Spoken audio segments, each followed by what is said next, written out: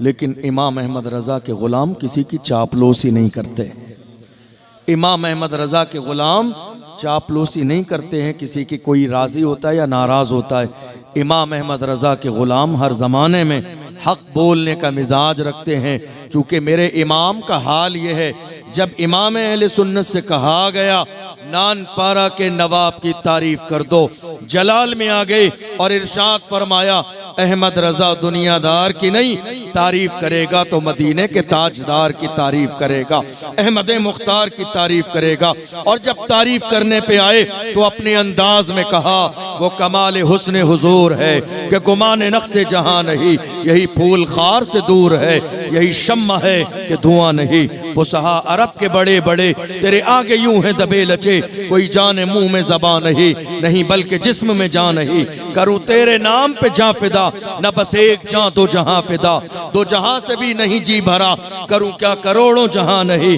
करूं मधे अहले दो वल रजा, पड़े इस बला में मेरी बला, मैं गदा हूं अपने करीम का, मेरा दीन पारे ना। इमाम अहमद रजा के गुलाम चापलूसी कहीं नहीं करते हैं।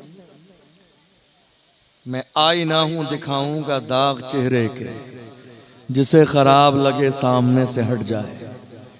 आईना कभी झूठ नहीं बोलता है, आईना बुराई नहीं करता है, आईना गीबत नहीं करता है, आईना किसी के खिलाफ साजिश नहीं करता है।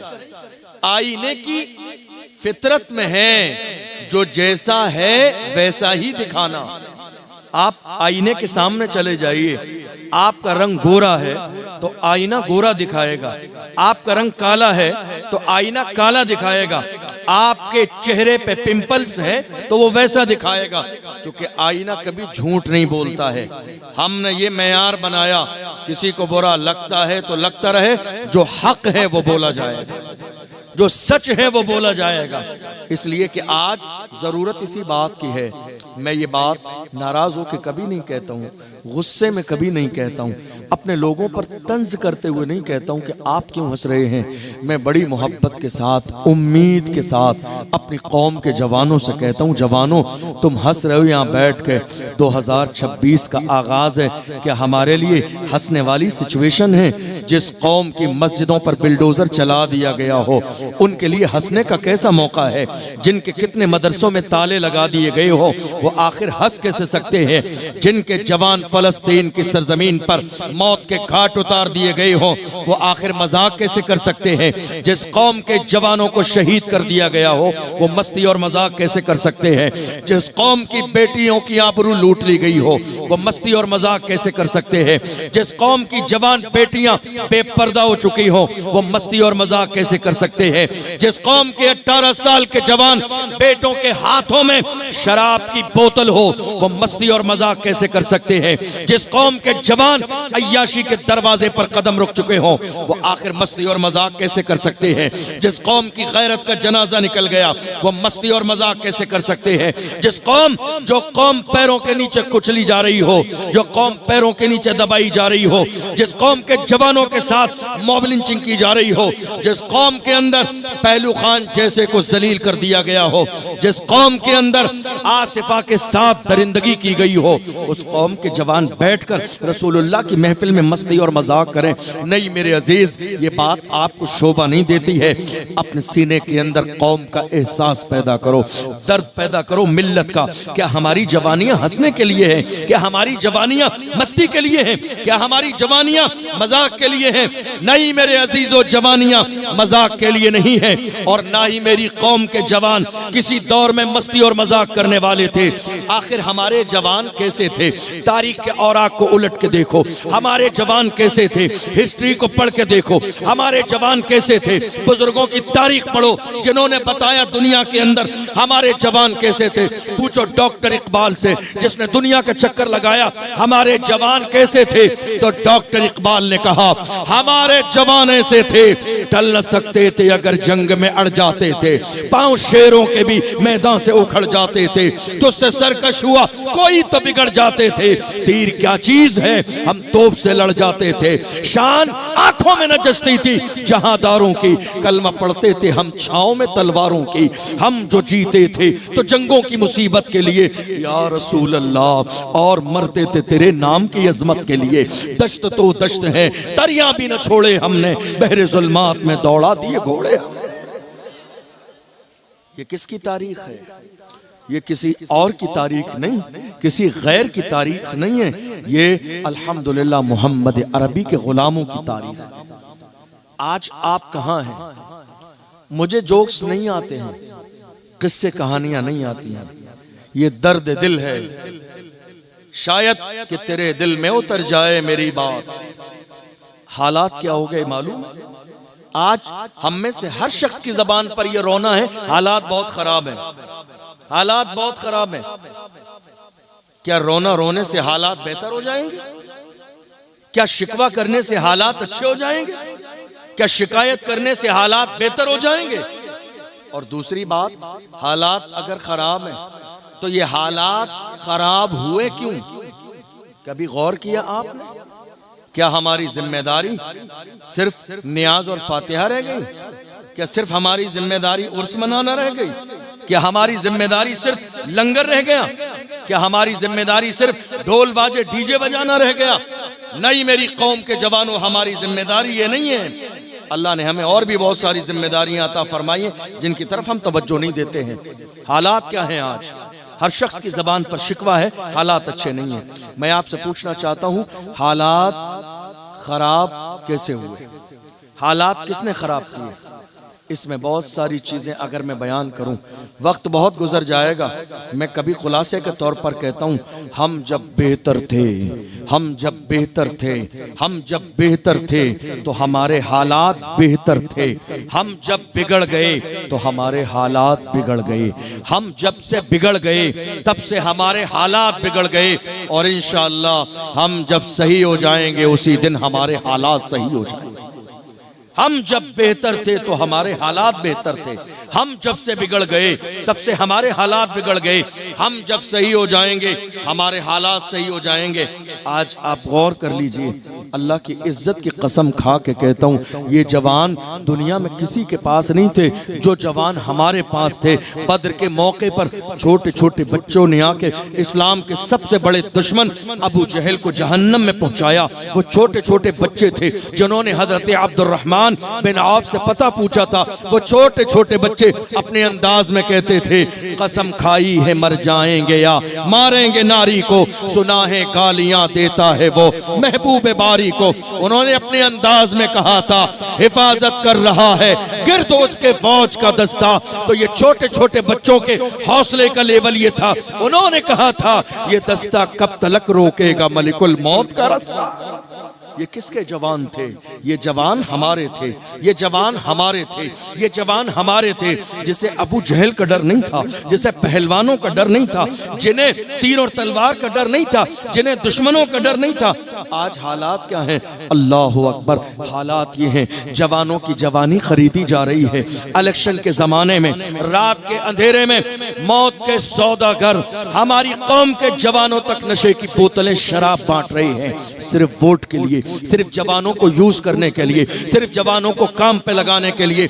मौत के सौदागर मोहल्ले मोहल्ले शराब बेच रहे हैं, मोहल्ले मोहल्ले शराब पहुंचा रहे हैं। ये कोई नई बात नहीं है, हर जमाने में हमारी कौम के जवानों के सामने शराब भी पेश की गई, शबाब भी पेश किया गया। शराब और शबाब कौम मुस्लिम के जवानों के सामने पेश की गई, मगर क्या किया हमारे जवानों ने? क्या शराब को हाथ लगा दिया? क्या शबाब के नशे में आ गए?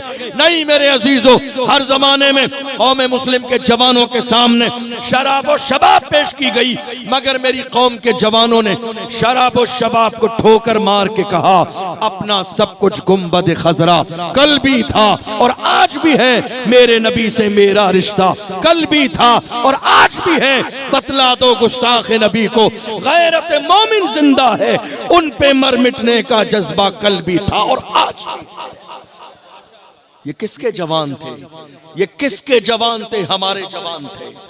आज क्या हो गया? आज क्या हो गया? शराब बेची जा रही है कोई ऐसा नशा जो हमारे यहाँ मिल ना रहा हो? पहले दुकान पर जाना पड़ता था नशा खरीदने के लिए। आज आलम ये हो गया, कितने इलाकों में मर्द तो मर्द, औरतें मोहल्ले में एमडी बेच रही है। मर्द तो मर्द, कितने कितने मोहल्लों में, कितने शहरों में हमारे घर की औरतें एमडी बेच रही है, अफीम बेच रही है, चरस बेचा जा रहा है, गांजा बेचा जा रहा है। बाज़ाब्ता नशे के इंजेक्शन हमारी कौम के जवान लगवा रहे हैं। बाज़ाब्ता हमारी कौम के जवान पेट्रोल और डीजल का नशा कर रहे हैं। आपने क्या सोचा है ये नशा करने के बाद जिंदगी बेहतर हो जाएगी? लोग कहते हैं थोड़ी देर के लिए, जरा सा डिप्रेशन का हम जो शिकार है ना, थोड़ी देर के लिए हमारे गम खत्म हो जाते हैं, थोड़ी देर के लिए हम गम भूल जाते हैं। नशा करने के बाद थोड़ी देर के लिए हम गम भूल जाते हैं, हमें गम याद नहीं रहते हैं। मैं कहता हूं मेरे अजीज, तुमने दिल लगाया नशे से, काश तुमने मदीने वाले मुस्तफ़ा से दिल लगा लिया होता तो अल्लाह जिंदगी के सारे गमों को दूर कर देता, सारी मुसीबतों को दूर कर देता। तुमने क्या सोचा है ये शराब की बोतल तुम्हारे हाथ में है, जिंदगी के किसी मौके पर इज्जत न दिलाएगी। तुम्हारे हाथों में ये नशे की पुड़िया है, जिंदगी में कभी तुम्हें इज्जत न मिलेगी। ये एमडी का नशा आज कितने जवान ऐसे हैं, घर घर बाज़ाब्ता मौत के सौदागर मौत बेच रहे हैं।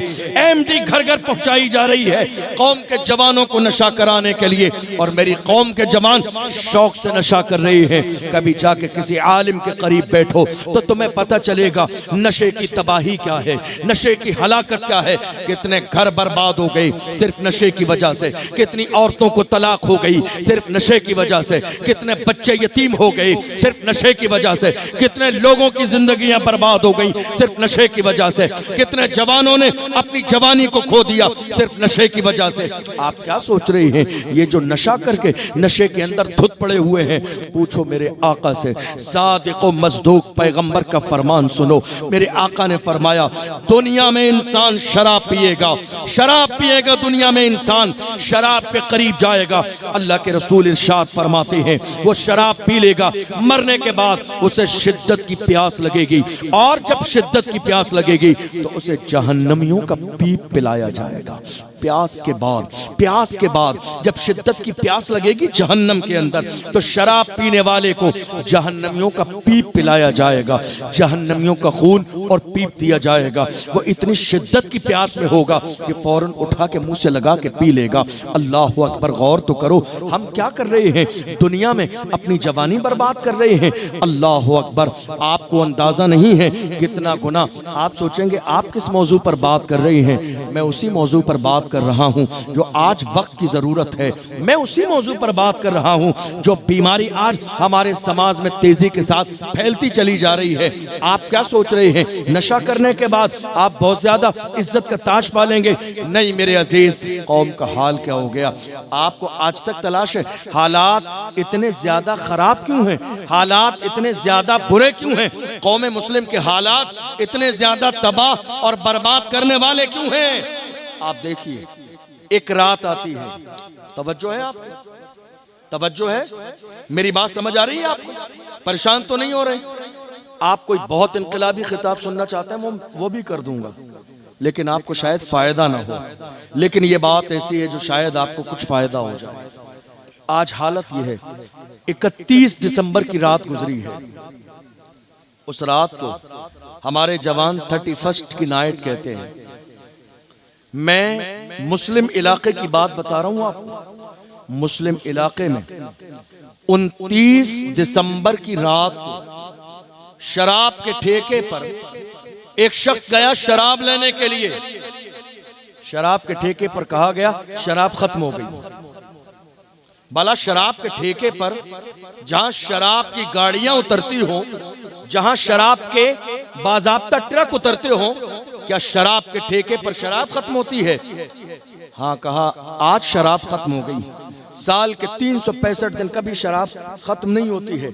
आज शराब खत्म हो गई। कहा हाँ शराब खत्म हो गई। कहा ऐसी क्या वजह थी? कहा 2 दिन के बाद 31 दिसंबर की रात आनी है, जिस रात को जवान सेलिब्रेशन का माहौल मनाते हैं। उस रात के लिए 31 के नाम पर जवानों ने 2 दिन पहले शराब सारी खरीद ली है और खरीद कर स्टॉक कर दी है। आप गौर तो करो, ये किसकी दास्तान है?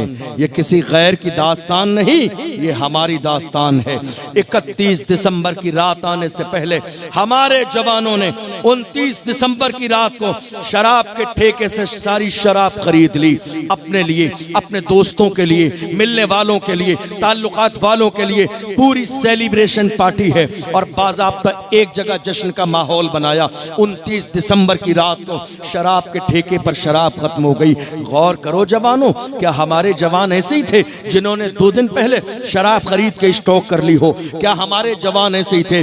नहीं मेरे अजीज, हमारी तारीख में तुम्हें इस्लाम के बाद, पैगंबर इस्लाम के ऐलान के बाद कि आज से शराब हराम करार दे दी गई है, जिस दिन अल्लाह के रसूल ने ये ऐलान फरमाया, अल्लाह अकबर, मुसलमानों के घरों में शराब के मटके रखे थे, उन्होंने लाके शराब के मटके रोटों पर तोड़ दिए।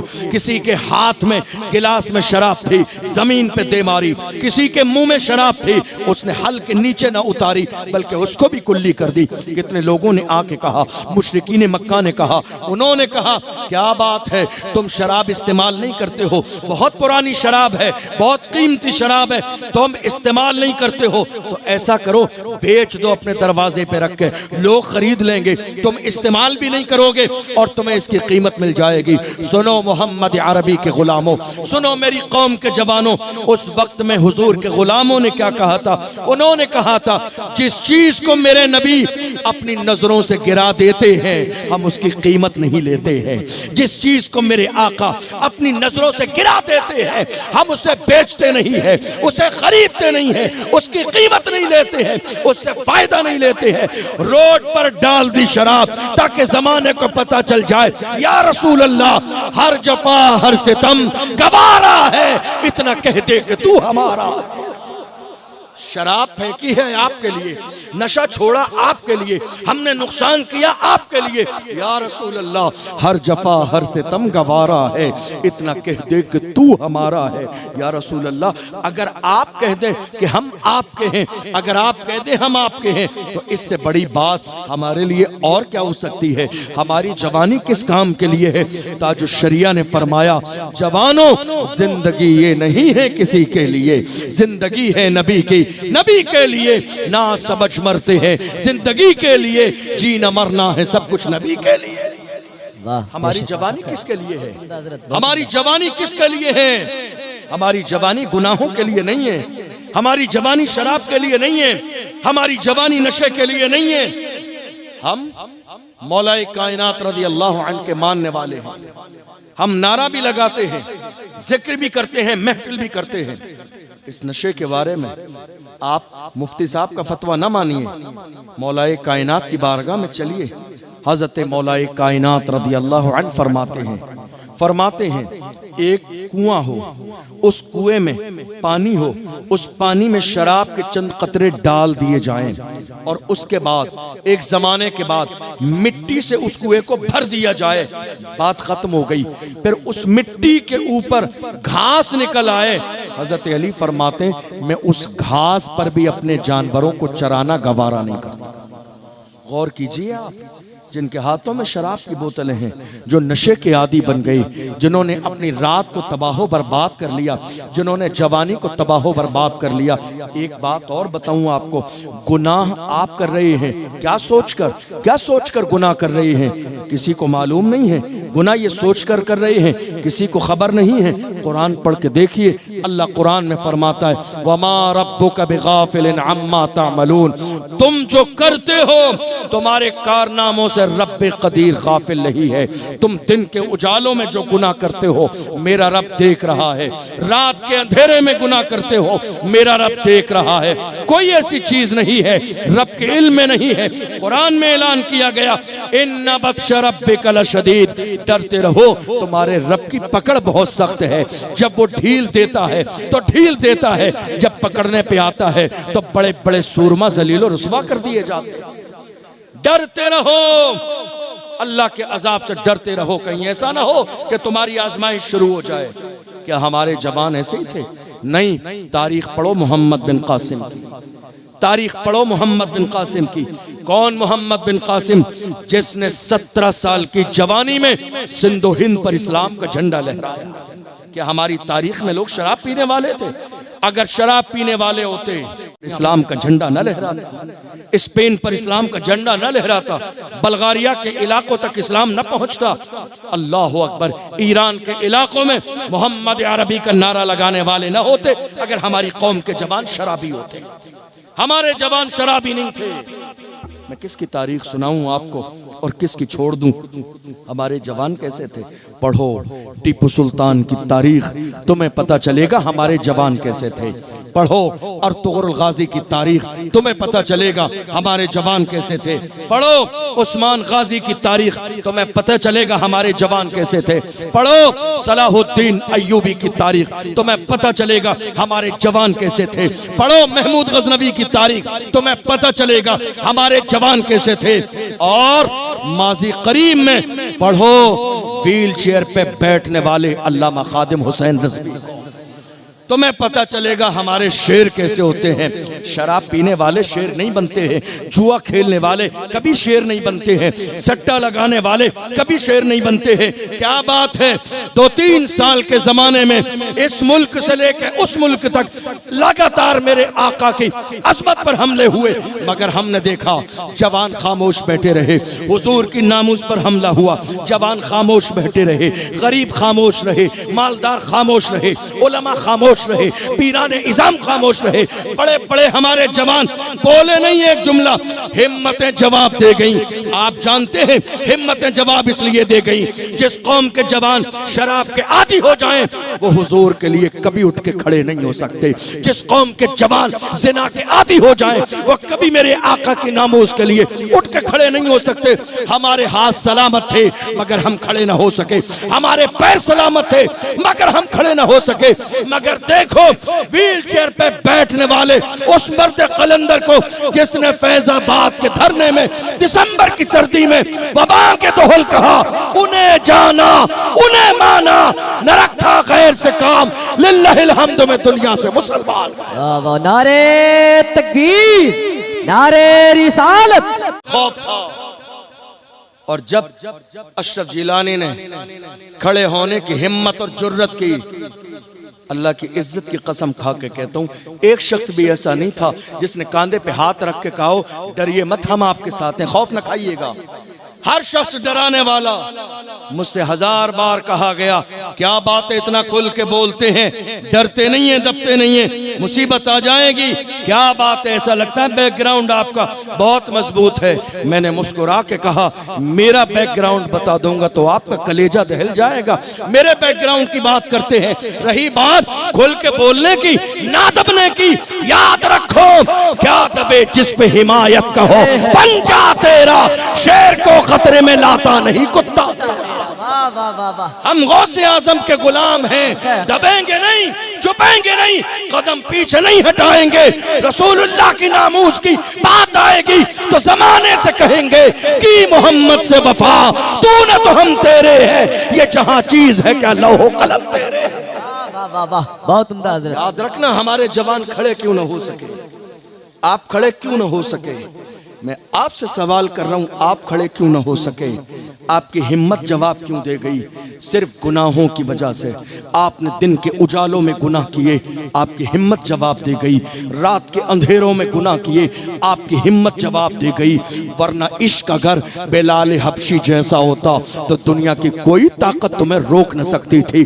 अगर तुम्हारा इश्क सलमान फारसी जैसा होता तो दुनिया की कोई ताकत तुम्हें रोक नहीं सकती थी। अगर तुम्हारा इश्क हजरत जुबैर जैसा होता दुनिया की कोई ताकत तुम्हें रोक नहीं सकती थी। अगर तुम्हारा इश्क हजरत अबू उबैदा बिन जर्राह जैसा होता दुनिया की कोई ताकत तुम्हें रोक नहीं सकती थी। मगर बात सिर्फ इतनी थी, हम गुनाहों की दहलीज पर कदम रख चुके थे, इसीलिए हिम्मतें जवाब दे गई, हौसले जवाब दे गए। हम रसूलुल्लाह की नामूस के लिए जिस लेवल पे खड़ा होना चाहिए था हम वैसे खड़े न हो सके, ये और बात है। दुश्मन आज तक ख्वाब देख रहे हैं, हम कोशिश करेंगे हुजूर का नाम मिट जाएगा, जिक्र मिट जाएगा, लोग मानना छोड़ देंगे। दुश्मन खुली आंखों से आज तक ख्वाब देख रहे हैं, मगर हम दुश्मनों से कहते हैं, मेरे इमाम ने आवाज लगाई थी, दुश्मनों जलते रहो, रहेगा यूं ही उनका चर्चा रहेगा, रहेगा यूं ही उनका चर्चा रहेगा। बड़े खाक हो जाएं जल जाने वाले, हश्र तक डालेंगे हम पैदाइश मौला की धूम, मिस्ल फारस नजद के किले गिराते जाएंगे। खाक हो जाएं अदू जलकर, मगर हम तो रजा, दम में जब तक दम है जिक्र उनका सुनाते जाएं। हम बोले नहीं, हमारी कौम खामोश रही। और सुनिए, कुछ जवान हर इलाके से खड़े हुए, कुछ इलाके से, हर इलाके से कुछ कुछ जवान खड़े हुए, तो जो कौम के दलाल थे उन्होंने दबा दिया।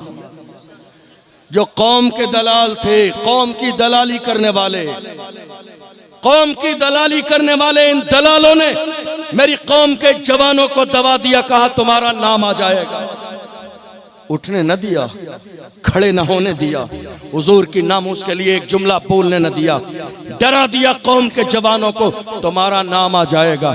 आप जानते हैं हमें गैरों से इतना नुकसान नहीं हुआ जितना अपनी कौम के इन दलालों से नुकसान हुआ है, जिन्होंने रात के अंधेरे में कहीं जलसा बेच दिया, कहीं जुलूस बेच दिया, कहीं मस्जिद बेच दी, कहीं ईदगाह बेच दी, कहीं कौम के जवानों के नाम आगे पेश कर दिए और उस कौम के जवानों के घर वालों से कहा 50,000 लगेंगे, 20,000 आगे देना है, 30,000 अपनी जेब में रखना है। रात के अंधेरे में सौदेबाजी की जा रही है कौम के जवानों की। और ये दलाली करने वाले दलाल क्या सोच रहे हैं, जब मुसीबत का वक्त आएगा तो हमारा तो चाय पीने का रिश्ता है, हमारा तो आने जाने का रिश्ता है, हमारा तो करीब बैठने का रिश्ता है, जब परेशानी का वक्त आएगा हमें छोड़ दिया जाएगा।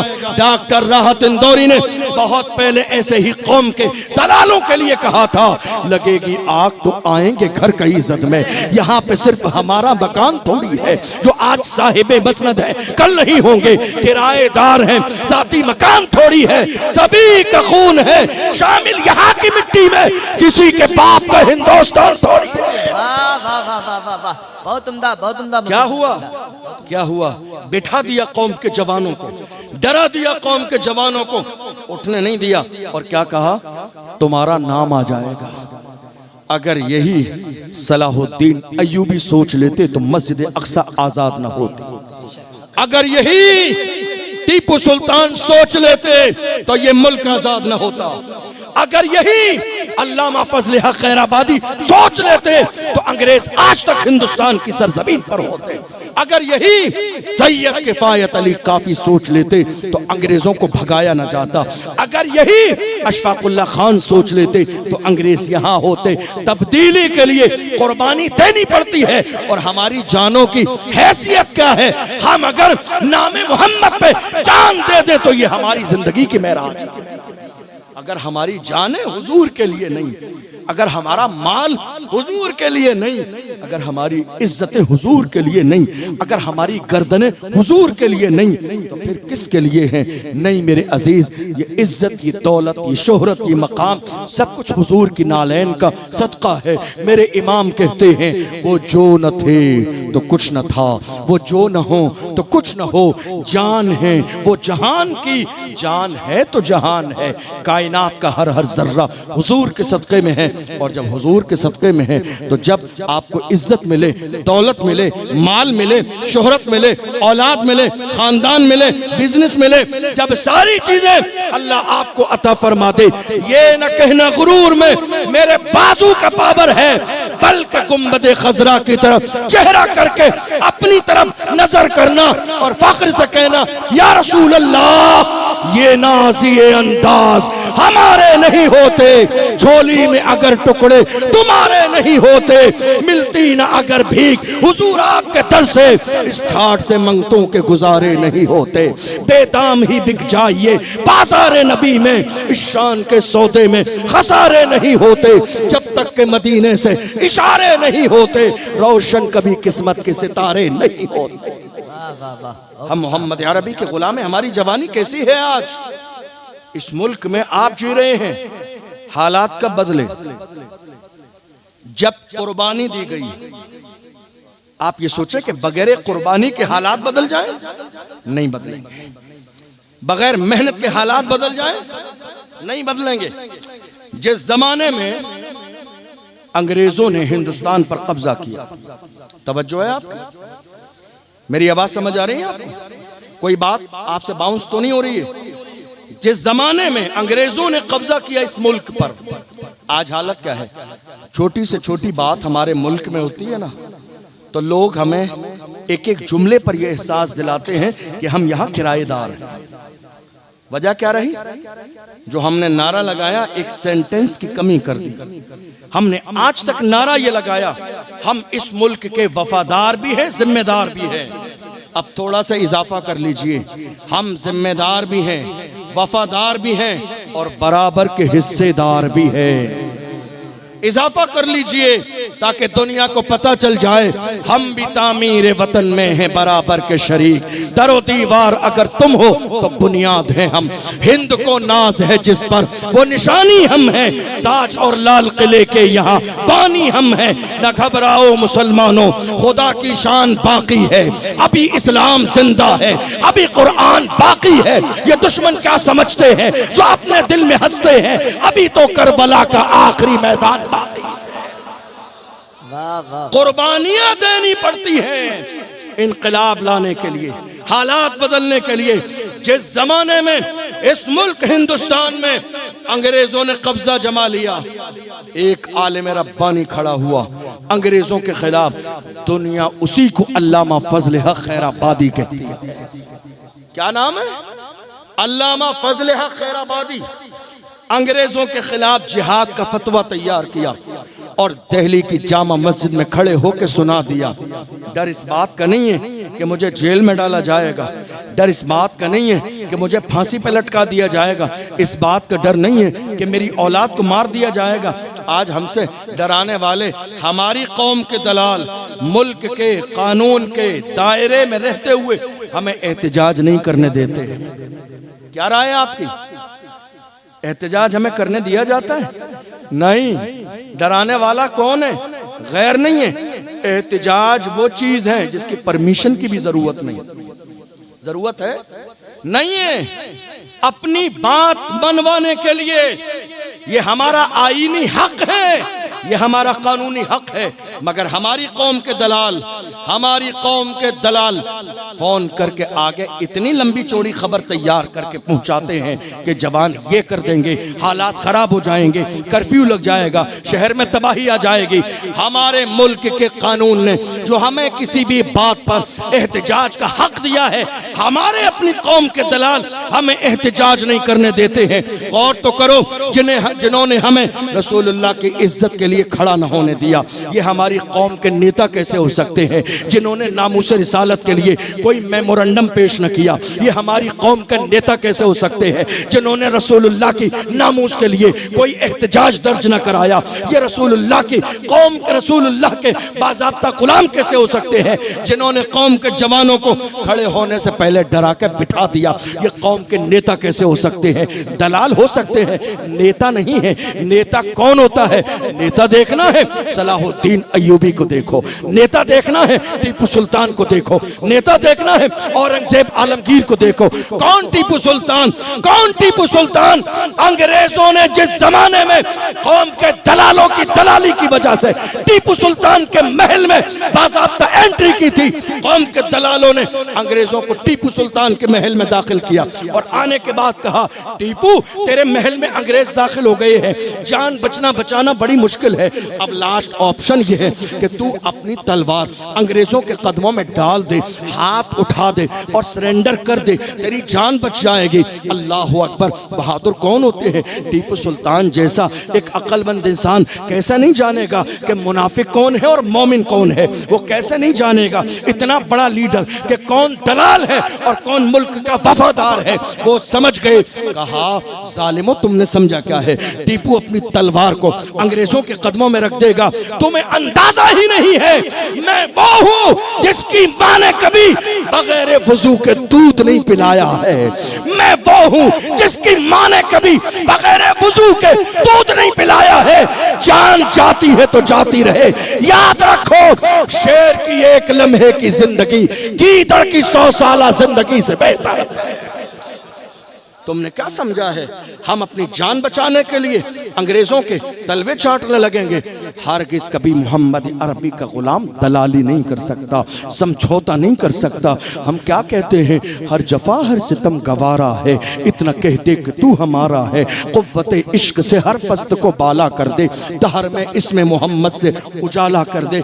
आपको अंदाजा ही नहीं है इस मुल्क की आज़ादी के लिए अल्लामा फजल हक खैराबादी ने हमें डराया कैसे जाता है। अरे आपके बच्चे हैं, परेशान हो जाएंगे, आपकी बीवी परेशान हो जाएगी, घर वाले परेशान हो जाएंगे। क्या बच्चे नामूस रिसालत का जब मसला आया था, क्या सलमान अजहरी के बच्चे नहीं थे? क्या कमर गनी उस्मानी 2-3 साल से जेल में है? क्या कमर गनी उस्मानी साहब के बच्चे नहीं है? याद रखना, हम में से हर शख्स अगर अपने लिए सोचेगा तो हुजूर की इज्जत के लिए कौन खड़ा होगा। सोच बदल दो, अंदाज बदल दो, फिक्र बदल दो, अपना कैरेक्टर बदल दो। जमाने से कहो या रसूल अल्लाह, ये गर्दनें आपके लिए है, ये जवानी आपके लिए है, ये शान आपके लिए है, ये शौकत आपके लिए है, ये इज्जत आपके लिए है, ये मकाम आपके लिए है, ये रुतबा आपके लिए है। या रसूल अल्लाह, जमाना बुरा कहता है, कहता रहे, हम जमाने के सामने यही कहते हैं, जो जान मांगोगे जान देंगे, जो माल मांगोगे माल देंगे, मगर ये हमसे कभी न होगा। नबी का चाहो जलाल।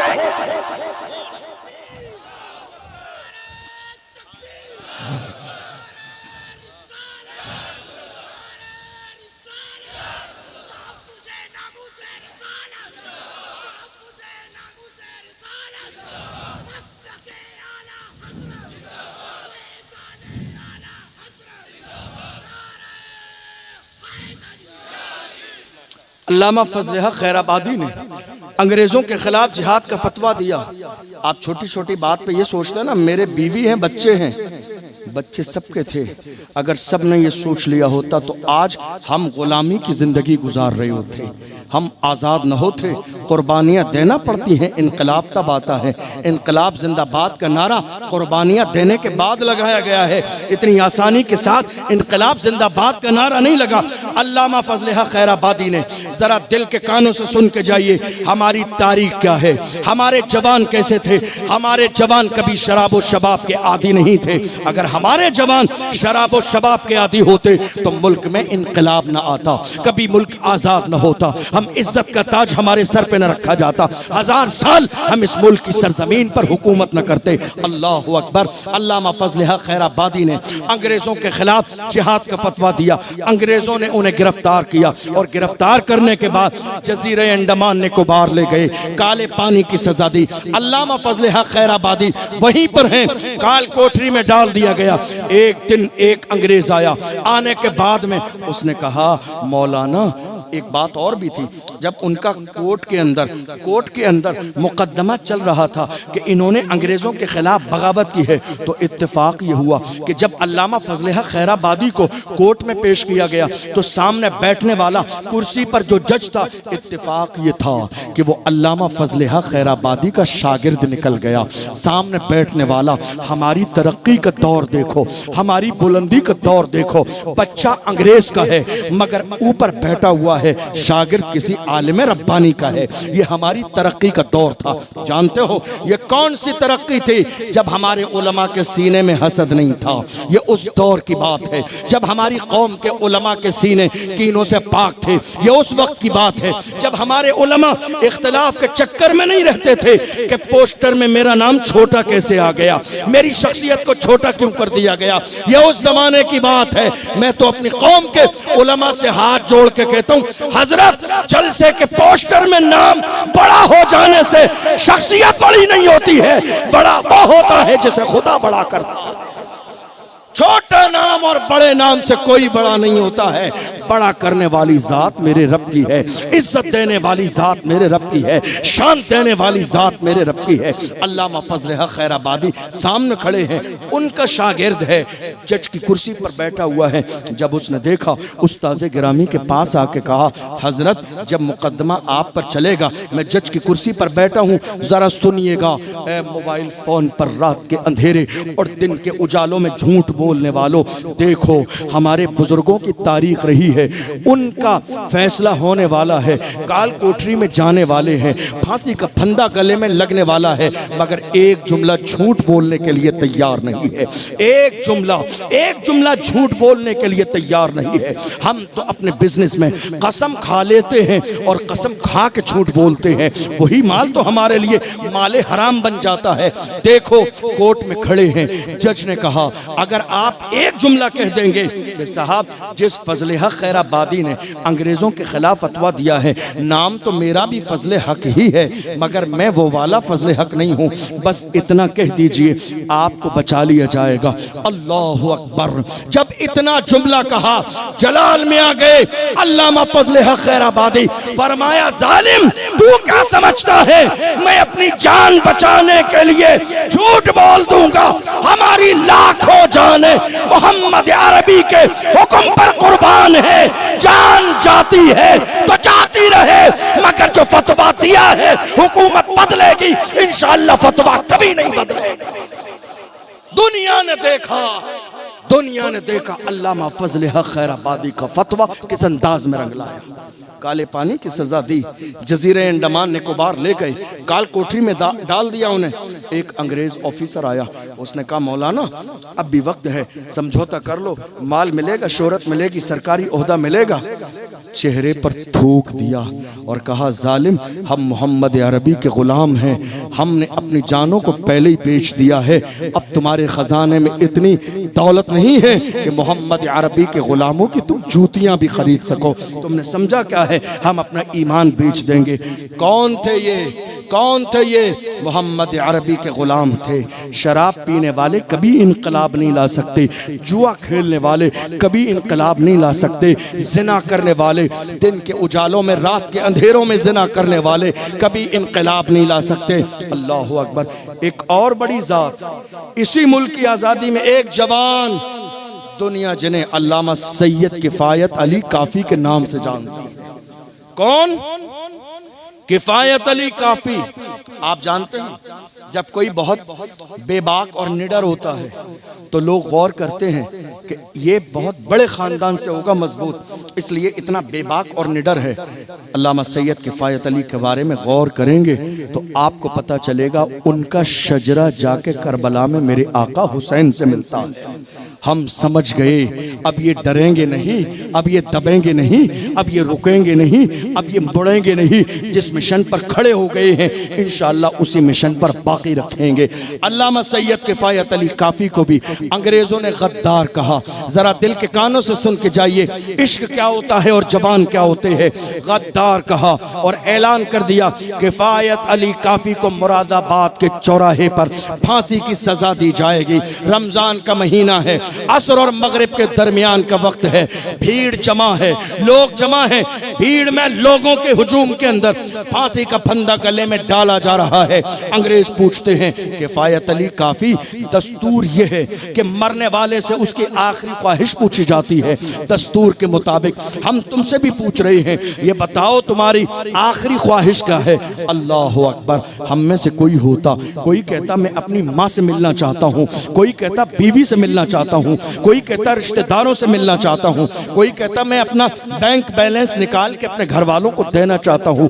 तरह तरह की ख्वाहिश होती, मगर एक आशिक से पूछा गया, जब सैयद किफायत अली काफी से पूछा गया मौलाना आखिरी ख्वाहिश जल्दी से बताओ, फांसी का फंदा गले में डाला जा रहा है, मौत का वक्त करीब है। जब देखा फांसी का फंदा गले में डाला जाता है, आखिरी ख्वाहिश है, तो मुस्कुरा के कहते हैं मैंने पूरी जिंदगी हुजूर की तारीफ की है, आखिरी ख्वाहिश ये है कि मैं हुजूर की नात लिखूं। फांसी का फंदा गले में है। मैं बहुत संजीदगी से ये जुमला कह रहा हूँ, फांसी का फंदा गले में है। क्या करना चाह रहे हैं? आखिरी ख्वाहिश क्या है? हुजूर की तारीफ करना। आखिरी ख्वाहिश हुजूर की तारीफ करना, हुजूर की नात लिखना, हुजूर की तारीफ करना। फांसी का फंदा गले में है, माँ याद नहीं आई, याद आए हैं तो मुस्तफ़ा याद आए हैं। फांसी का फंदा गले में है, बीवी याद नहीं आई, याद आए हैं तो मुस्तफ़ा याद आए हैं। फांसी का फंदा गले में है, औलाद याद नहीं आई, याद आए हैं तो मुस्तफ़ा याद आए हैं। जरा गौर करो, आशिक तो हम भी हैं, दीवाने तो हम भी हैं, गुलाम तो हम भी हैं, नामूस रिसालत का नारा लगाने वाले तो हम भी हैं। उन्हें फांसी के फंदे में भी मुस्तफ़ा याद आ रहे हैं। हम तो अपने घर में शादी का मौका होता है, कुरान भूल जाते हैं, शरीयत भूल जाते हैं, दीन भूल जाते हैं, अपने आका को भूल जाते हैं। और शादी के मौके पर हमारे यहाँ कौन सा ऐसा गुनाह है जो होता नहीं है। 4 दिन पहले से हमारे घरों पर ढोल बाजे डीजे का इंतजाम हो जाता है। जरा सी खुशी का मिली, शादी के मौके पर भूल गए मुस्तफ़ा जाने रहमत को। देखो आशिक कैसे होते हैं। फांसी का फंदा गले में है, फांसी का फंदा गले में है, मगर क्या कह रहे हैं, अल्लाह अकबर, नात लिखना चाहता हूं। ये उलमा यहाँ बैठे हुए हैं नात लिखने के लिए। ये अच्छे लोगों की सरजमीन है, पढ़े लिखे लोग हैं, शायरी का ज़ौक़ भी है आपके इलाके में। आप जानते हैं शेर लिखने के लिए तन्हाई चाहिए, शेर लिखने के लिए जहन चाहिए, शेर लिखने के लिए एक खूबसूरत कंडीशन चाहिए, शेर लिखने के लिए एक माहौल चाहिए होता है। फांसी का फंदा गले में है, कलाम लिखा भी तो ऐसा लिखा, आज तक दुनिया का कोई शायर उसके अंदर उंगली न रख सका। अल्लामा सैयद किफायत अली काफी ने फांसी का फंदा गले में है, गुंबद खजरा की तरफ तवज्जो लगाई और फख्र के साथ कहा, कोई गुल बाकी रहेगा न चमन रह जाएगा, पर रसूलुल्लाह का दीने हसन रह जाएगा। अतलसो कम ख्वाब की पोशाक पर नाजा न हो, इस तने बेजान पर खाकी कफन रह जाएगा। हम सफीरो बाग में है, कोई दम का चहचहा, बुलबुलें उड़ जाएंगी, सूना चमन रह जाएगा। नाम शाह ने जहां मिट जाएंगे, लेकिन यहाँ हश्र तक नामो निशाने पंजतन रह जाएगा। फांसी का फंदा गले में है, मगर याद मुस्तफ़ा आ रहे हैं। दुनिया से जाने वाले हैं, मगर याद मुस्तफ़ा आ रहे हैं। रूह निकलने वाली है, मगर याद मुस्तफ़ा आ रहे हैं। मोमिन ऐसे ही होते हैं, दीवाने ऐसे ही होते हैं, आशिक ऐसे ही होते हैं। अल्लाह अकबर। आपने अशफाकुल्ला खान को नहीं पढ़ा, कितनी बड़ी कुर्बानी। अशफाकुल्ला खान को भी जब मारा जाता था, सताया जाता था, जिस्म जलाया जाता था, उस वक्त भी ललकार के अंग्रेजों की आंखों में आके डाल के कहते थे, सरफरोशी की तमन्ना अब हमारे दिल में है, देखना है जोर कितना बाजुए कातिल में है। वक्त आने पर बता देंगे तुझे ये आसमां, हम अभी से क्या बताएं क्या हमारे दिल में है। तारीख नहीं पढ़ी तुमने जवानों की, अल्लाह अकबर। बहादुर शाह जफर के रंगून में उनके बेटों के कटे हुए सर उनके सामने पेश किए गए। अंग्रेजों ने कहा था दमदमे में दम नहीं, अब खैर मांगो जान की। जफर ठंडी हुई शमशीर हिंदुस्तान की, तो बहादुर शाह जफर ने कहा था, गाजियों में बू रहेगी जब तलक ईमान की, गाजियों में बू रहेगी जब तलक ईमान की, तख्त लंदन तक चलेगी देख हिंदुस्तान की। ये किसकी तारीख है? ये किसी और की तारीख नहीं है, ये मोहम्मद अरबी के गुलामों की तारीख है, ये आशिकों की तारीफ है। तुमने कोई छोटा कारनामा अंजाम नहीं दिया। ये मुल्क आज़ाद है तो ये कुर्बानी तुम्हारी है, ये मुल्क आज़ाद है तो ये मेहनत तुम्हारी है, ये मुल्क आज़ाद है तो ये कोशिश तुम्हारी है, ये मुल्क आज़ाद है तो तुमने खूने जिगर दिया है, तब जाके मुल्क आज़ाद हुआ है।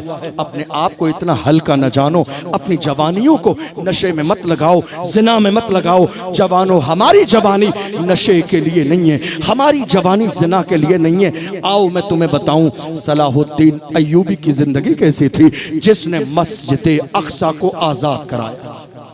हमारे सामने आज टारगेट है, पूरी दुनिया में दुआएं हो रही है मस्जिद अक्सा के लिए, लेकिन मस्जिद अक्सा आजाद क्यों नहीं है? आजाद इसलिए नहीं है कि हम दुआ करने वाले आज बेअमल हो गए। हम दुआ करने वाले आज उस तरीके पर नहीं है जिस तरीके पर सलाहुद्दीन अय्यूबी थे।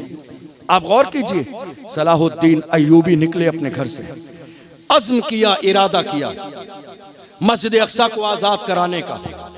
निकले, दुश्मनों को मालूम है, उनके साथ जवान निकले, एक टीम तैयार की गई लड़कियों की, और लड़कियों को उस रास्ते में जगह जगह खड़ा कर दिया गया।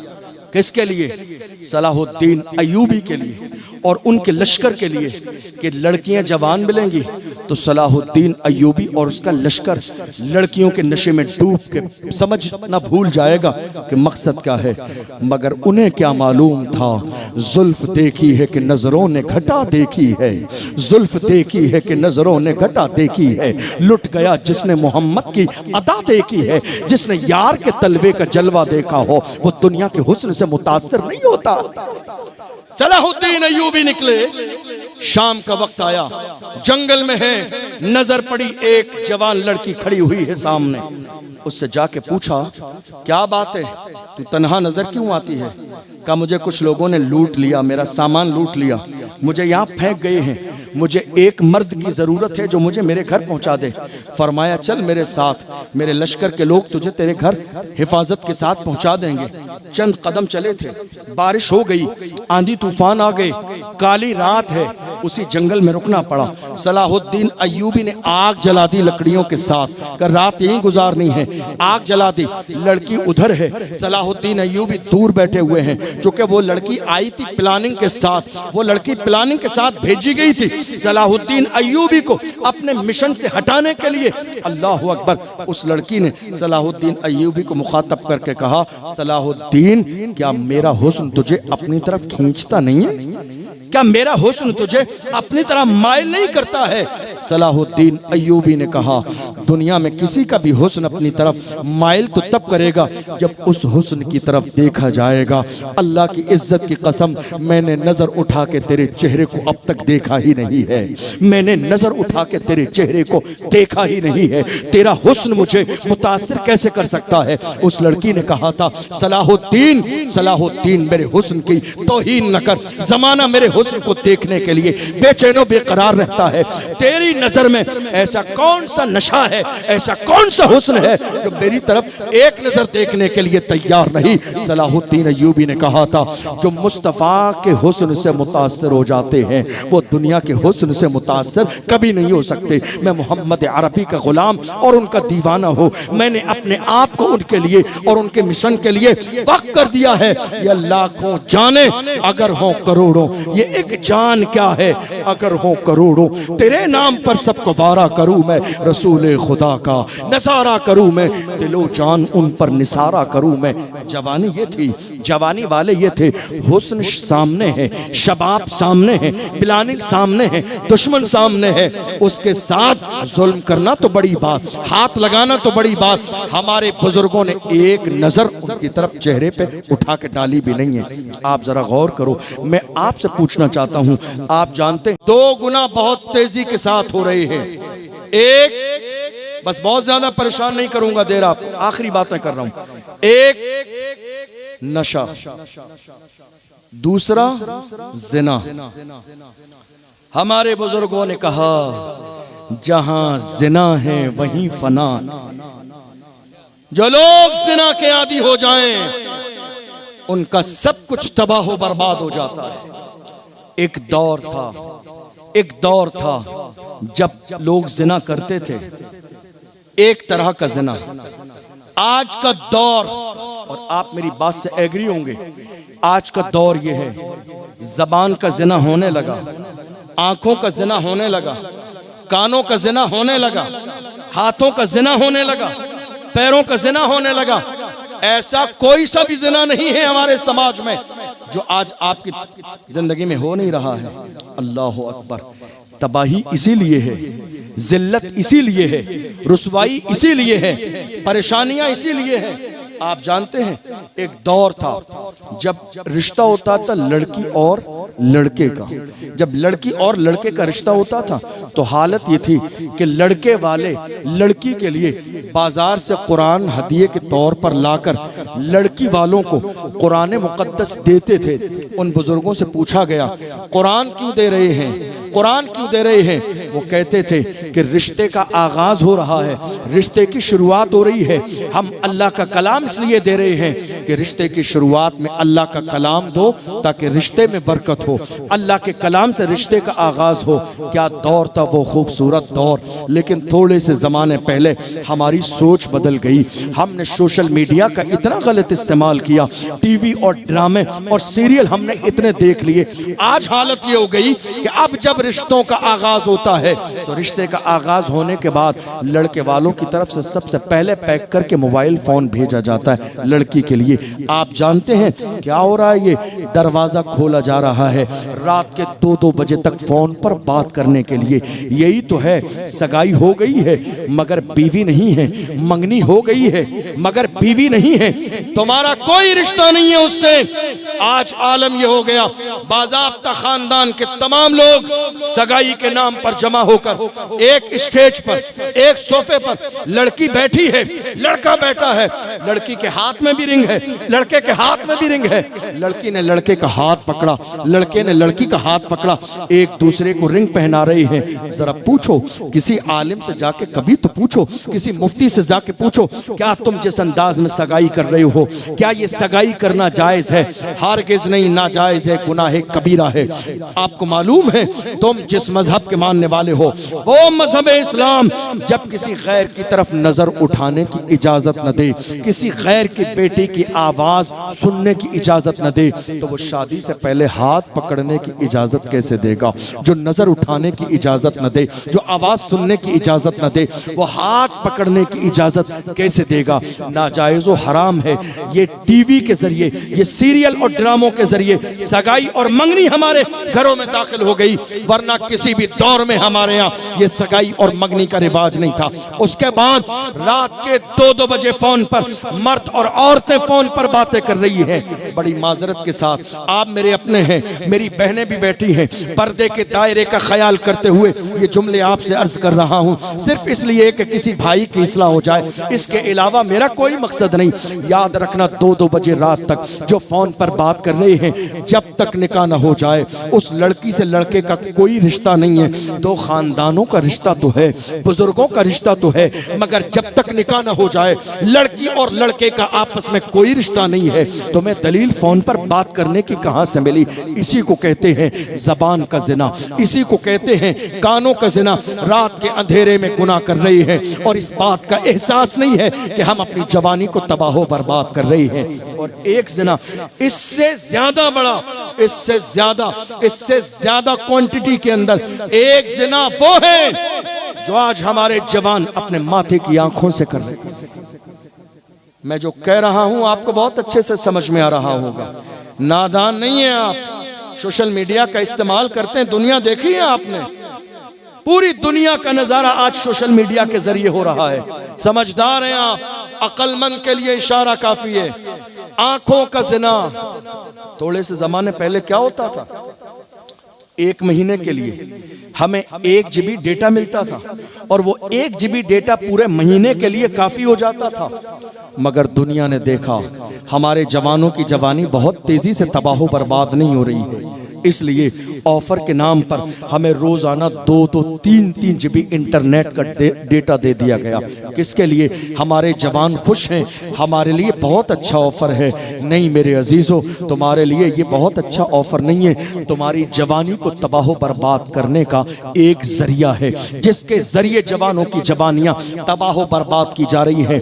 दिन के उजालों में और रात के अंधेरों में हमारी इन आंखों से बाज़ाब्ता हजारों जवान ऐसे हैं जो रात के अंधेरों में अपने माथे की आंखों से गंदी वेबसाइट्स खोलकर बाज़ाब्ता जिना के वीडियो अपने माथे की आंखों से देख रहे हैं। और वो क्या सोच रहे हैं? किसी को इल्म नहीं है, कोई जानने वाला नहीं है, किसी को खबर नहीं है। नहीं मेरे अजीज, मेरा रब वो है जिसके लिए न दिन है न रात है, वो हमेशा देखता है, हर हाल में देखता है, हर कंडीशन में देखता है। तुम 7 तालों में बंद हो जाओ, कुरान का ऐलान है, ऐना अयनमा तकूनु युदरिकुमुल मौत वलो कुंतुम फी बुरूजिम मुशय्यदा, अगर तुम पुख्ता महल में भी चले जाओ, मौत का फरिश्ता तुम तक वहां भी पहुंच के तुम्हारी रूह को कब्ज कर लेगा। ये आंखें किसके लिए थी? तुमने कभी अपनी आंखों पर गौर किया?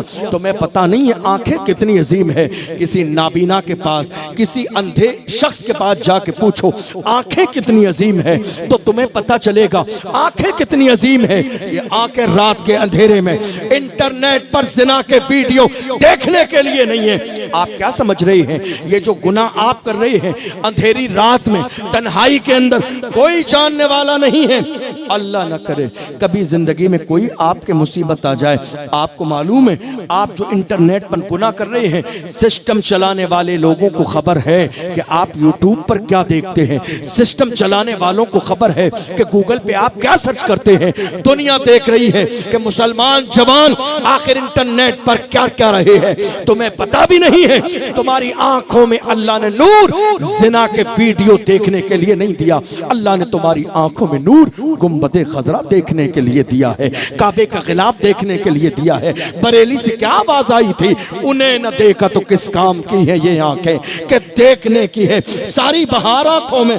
मुझे एक जवान ने आके कहा हजरत मेरे लिए दुआ कर दें। मैंने कहा भाई दुआ किस बात की करनी है? कहा हजरत दुआ कर दीजिए अल्लाह मुझे ख्वाब में मुस्तफ़ा का दीदार करा दे। सुना है आप हर आशिक के घर तशरीफ लाते हैं, मेरे घर में भी हो जाए चरागा या रसूल अल्लाह। मेरे आका दीदार फरमाने पे आए तो कोई बैत भी नहीं है। उनकी शान ये है वहाँ फासलों की जियादती से इनायतों में कमी नहीं। कोई दूर रह के उवैस है, कोई पास रह के बिलाल है। वो करम फरमाने पे आए तो बैत भी नहीं। मगर मैंने अपने उस जवान से कहा था ऐ मेरी कौम के गैरतमंद जवान, जरा अपने दिल पे हाथ रख के सोच, तू कहता है ख्वाब में इन आंखों से मुस्तफा का दीदार करना चाहता हूँ। ऐ जवान तू हुजूर के नामूस का नारा लगाता है, जरा अपने दिल पे हाथ रख के सोच, क्या तेरी आंखें हैं इस काबिल? क्या तेरी ये गुनहगार आंखें हैं इस काबिल? क्या तेरी ये रील्स देखने वाली आंखें हैं इस काबिल? क्या ज़िना की वीडियो देखने वाली तेरी ये आंखें हैं इस काबिल कि जिन आंखों से तू मुस्तफ़ा का चेहरा देखे? तुझे अंदाजा नहीं जिन्होंने आंखों की हिफाजत की एक बार नहीं, मिस्र की सरजमीन पर अल्लामा जलालुद्दीन सुयूती ने ख्वाब में नहीं चलते फिरते जिंदगी में 70 बार मेरे नबी का दीदार फरमाया है।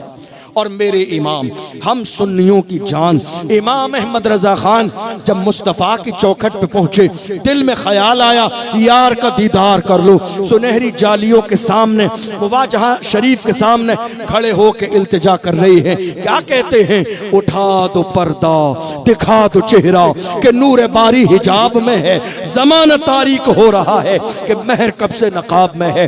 और जब इमाम अहमद रजा को कुछ वक्त दीदार न हुआ तो मुर्दा दिल के साथ कहते हैं वो सुए लालाजार फिरते हैं, तेरे दिन ए बहार फिरते हैं, जो तेरे दर से यार फिरते हैं, दर बदर यूं ही ख्वार फिरते हैं। आह कल ऐश तो किए हमने, आज वो बेकरार फिरते हैं। उस गली का गधा हूं मैं जिसमें मांगते ताजदार फिरते हैं। कोई क्यों पूछे तेरी बात रजा, तुझसे कुत्ते हजार फिरते हैं। जब ये नौबत आई है तो इमाम अहमद रजा ने खुली आंखों से मुस्तफा का दीदार किया है। सर से पैर तक जब मुस्तफा का दीदार कर लिया तो कसम खा के कहा तू जिंदा है वल्ला, तू जिंदा है वल्ला, मेरे चश्मे आलम से छुप जाने वाले। हम अपनी आंखों की हिफाजत करें और गुनाह छोड़ दें। जिस दिन गुनाह छोड़ देंगे इंशाअल्लाह हमारी कामयाबी का वो पहला दिन होगा। इसलिए ये नियत कर लें। तवज्जो है आपकी? तवज्जो है आपकी? नियत कर लें। आखिरी बात, ज़िना का नुकसान क्या है? आखिरी बात, नशे की तबाही आपने सुनी है। ज़िना का नुकसान आखिरी बात आपको बताऊं, अल्लाह के रसूल सल्लल्लाहु अलैहि वसल्लम ने फरमाया इमाम गजाली की मशहूर ज़माना किताब मुकाशिफतुल कुलूब के अंदर उन्होंने ज़िना के बाब में इस हदीस को कोट किया। फरमाया दुनिया में जो इंसान ज़िना करता है उसकी ज़िंदगी में 6 मुसीबतें आती हैं, 3 दुनिया की ज़िंदगी में और 3 मरने के बाद की ज़िंदगी में। बस ये आखिरी बात समझ लीजिएगा, 3 मुसीबतें दुनिया की ज़िंदगी में आती हैं और 3 मरने के बाद की ज़िंदगी में। दुनिया की ज़िंदगी में पहली मुसीबत ज़िना करने वाले के लिए, बस 5 मिनट में अपनी बात मुकम्मल करने लगा हूँ और इंशाअल्लाह उसके बाद दुरूद व सलाम होगा। 5 मिनट बहुत तेजी के साथ ये बात सुन लीजिए। पहली मुसीबत, अल्लाह के रसूल ने फरमाया ज़िना करने वाले के चेहरे से नूर खत्म कर दिया जाता है। आप क्या सोच रहे हैं किसी की शादी वलीमा और अकीका आएगा, आप सैलून पे जाके 2 घंटे फेशियल करा लेंगे, आपका चेहरा चमक जाएगा? नहीं मेरे अजीज, जिसके चेहरे से खुदा नूर खत्म कर दे, दुनिया का कोई फेशियल उसके चेहरे को नहीं चमका सकता है। जिसके चेहरे से खुदा नूर छीन ले, दुनिया की कोई ताकत उसके चेहरे को नहीं चमका सकती है। जिसके चेहरे से ज़िना की वजह से नूर खत्म कर दिया जाए, दुनिया का कोई फेस वॉश और साबुन उसके चेहरे को नहीं चमका सकता है। आज हम देख रहे हैं 18 साल के जवानों के आंखों में गड्ढे पड़ गए, काले चेहरे पे दाग पड़ गए, कह रहे नहीं साहब फलां बीमारी है, फलां बीमारी है। दुनिया न समझे, हम बहुत अच्छे से समझते हैं कोई बीमारी नहीं है, ये सिर्फ ज़िना की तबाही है। तुमने बालिग होने के बाद 16 साल 14 साल 15 साल की उम्र से जो गुनाह शुरू किया है, रात के अंधेरों में दिन के उजालों में, उसने तुम्हारी जवानी को तबाह बर्बाद कर दिया है। तुमने क्या सोचा है किसी को पता न चलेगा? किसी को पता चले न चले, मगर जो फैसला करने वाला रब है उस रब को खबर है, जो मालिक यौमिद्दीन है उस रब को खबर है, जो जहन्नम का मालिक है उस रब को खबर है, जो रिस्क देने वाली जात है उस रब को खबर है। डरते रहो कि पकड़ न लिया जाए, डरते रहो कि तुम्हारे ऊपर अजाब नाजिल न कर दिया जाए। अल्लाह के रसूल फरमाते हैं दूसरी मुसीबत ज़िना करने वाले की जिंदगी में ये आती है कि उसके रिज्क से बरकत को खत्म कर दिया जाता है। ये मुसीबत आज कॉमन है, ये मुसीबत आज कॉमन हो गई है।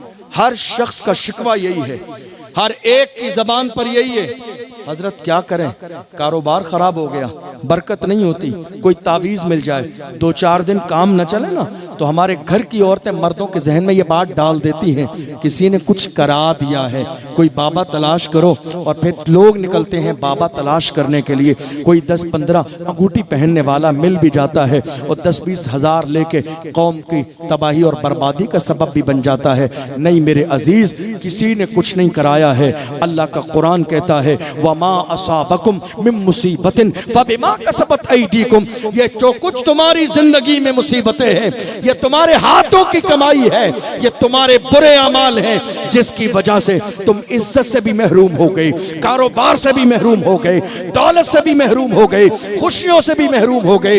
इसलिए इरादा कर लो आज के बाद न हम जबान का जिना करेंगे, न कानों का जिना करेंगे, न आंखों का जिना करेंगे, न हाथों का जिना करेंगे। इमाम अहले सुन्नत बचपन के ज़माने में 3-4 साल की उम्र है, इमाम अहले सुन्नत के सामने कुछ ऐसे लोग गुजरे जिनसे पर्दा करना चाहते थे। मेरे इमाम बचपन के ज़माने में 3-4 साल की उम्र में मेरे इमाम ने अपने दामन को उठाया और आंखों से लगा लिया। आंखों से लगाने के बाद सामने से आवाज़ आई, आपने नीचे का जिस्म खोल दिया, ऊपर का छुपा लिया। मेरे इमाम फरमाते हैं मैंने नज़र को इसलिए छुपाया, इसलिए कि जब नज़र बहकती है तो दिल बहकता है, जब दिल बहकता है तो बंदा गुनाह करता है, इसलिए मैंने नज़र पे पर्दा डाल लिया। नज़र न बहकेगी तो दिल न बहकेगा, दिल न बहकेगा तो इंसान गुनाह के करीब न जाएगा। अल्लाह के पैगंबर हजरत यहया अलैहिस्सलाम से पूछा गया जिना की शुरुआत कहाँ से होती है? ये जुमला याद करके जाना ताकि इस गुनाह से बच सको। पूछा गया अल्लाह के पैगंबर हजरत यहया अलैहिस्सलाम से जिना की शुरुआत कहाँ से होती है? उन्होंने फरमाया जिना की शुरुआत आंखों से होती है, जिना की शुरुआत आंखों से होती है, जिना की शुरुआत आंखों से होती है। चाहे वो हाथ हाथों का जिना हो वो भी शुरुआत आंखों से होती है, चाहे फिजिकल प्रैक्टिकल जिना हो उसकी शुरुआत भी आंखों से होती है। फरमाया वो कैसे? पूछा गया कैसे? फरमाया इसलिए कि जब नजर बहकती है तो दिल बहकता है, जब दिल बहकता है तो इंसान के कदम डगमगा जाते हैं। इसलिए नजर की हिफाजत करो। इस नजर से न दुनिया में कोई ऐसा देखो कि तुम्हारा दिल बहक जाए, न तुम इंटरनेट पर, गूगल पर, यूट्यूब पर कुछ ऐसा देखो कि तुम्हारी नजर बहक जाए। अल्लाह अकबर। मेरे आका ने फरमाया कारोबार से बरकत को खत्म कर दिया जाता है। रोना यही है, सबका शिकवा यही है, कोई तावीज मिल जाए, हजरत कोई नक्श बना के दे दें, हजरत नहीं, हजरत के अब्बा जान भी नक्श बना के दे दें, कोई कारोबार में बरकत नहीं होगी।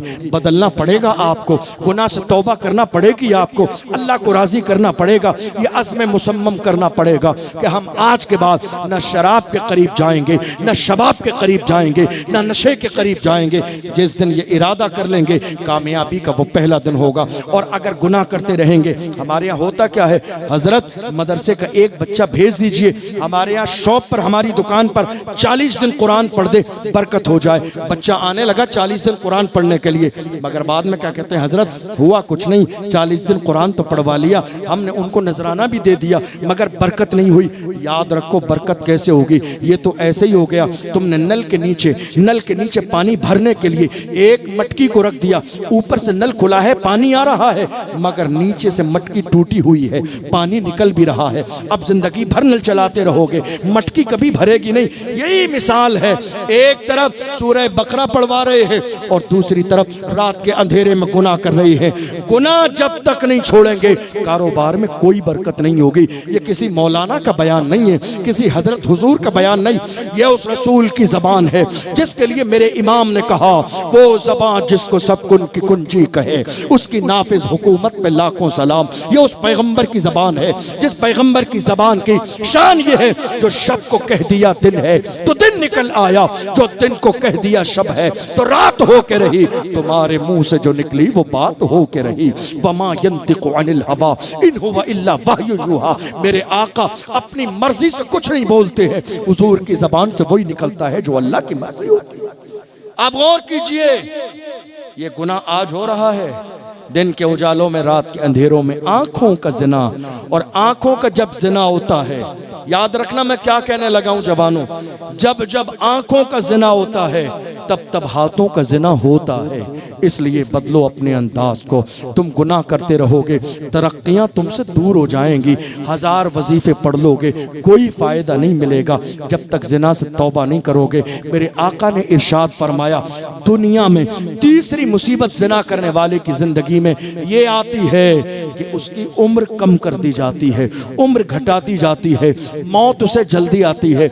आज आप देख नहीं रहे हो, हमारी जबानों पर शिकवा है, 2 दिन पहले फलां से बात हुई, आज उसकी मौत हो गई, 4 दिन पहले वलीमे में मुलाकात हुई, आज मौत की खबर आ गई। किसी समझदार ने कहा था, आगाह अपनी मौत से कोई बशर नहीं, सामान 100 बरस का है, पल की खबर नहीं। हम मोहम्मद अरबी के गुलाम हैं, आइए मिलकर अहद करते हैं। कुरान ने क्या कहा, फफिर्रू इलल्लाह, पलटो अल्लाह की तरफ, दौड़ो अल्लाह की तरफ, आओ अल्लाह की तरफ। याद रखना दुनिया की दौलत मिटने वाली है, ये ओहदे मिटने वाले हैं, ये शान मिटने वाली है, जमीनें मिटने वाली है, ये डिग्रियां मिटने वाली है। जब कारून का खजाना बाकी न रहा, फिरौन का रोबो दबदबा बाकी न रहा, शद्दाद की जन्नत बाकी न रही, हलाकू का पावर बाकी न रहा, अल्लाह का कुरान कहता है, कुल्लु मन अलैहा फान व यबका वजहु रब्बिका जुल जलाल वल इकराम। सारी चीजें मिटने वाली हैं, बाकी रहने वाली सिर्फ रब की जात है।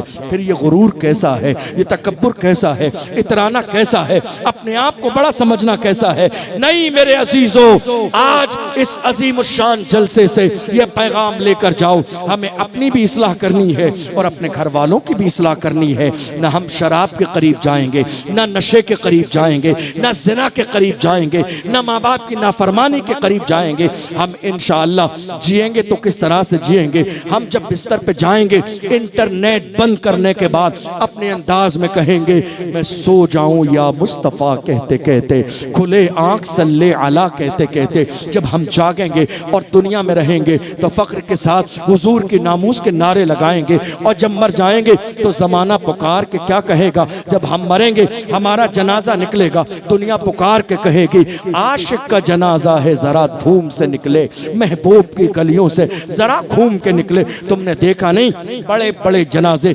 नेताओं के जनाजे लोग जाने वाले नहीं हैं, बड़े बड़े सूरमा के जनाजे लोग नमाज पढ़ने नहीं जाते, दफन में नहीं जाते, मगर थोड़े से ज़माने पहले एक जनाजा, किसका जनाजा, नेता का नहीं, पीएम का नहीं, किसी एमएलए का नहीं, एक जनाजा व्हील चेयर पे बैठने वाले उस मर्द कलंदर का जनाजा, जिसकी जनाजे की नमाज पढ़ने के लिए लोग लंदन से आ गए, लोग अमेरिका से आ गए, लोग जिम्बाब्वे से आ गए, लोग दुबई से आ गए, लोग मॉरिशस से आ गए।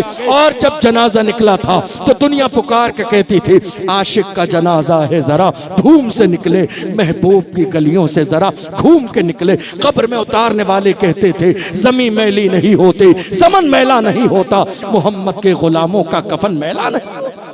आशिक बनो तो सही, गुलाम बनो तो सही, दीवाने बनो तो सही, तुम जिस दिन हुजूर के गुलाम बन जाओगे अल्लाह तुम्हें ज़माने का इमाम बना देगा।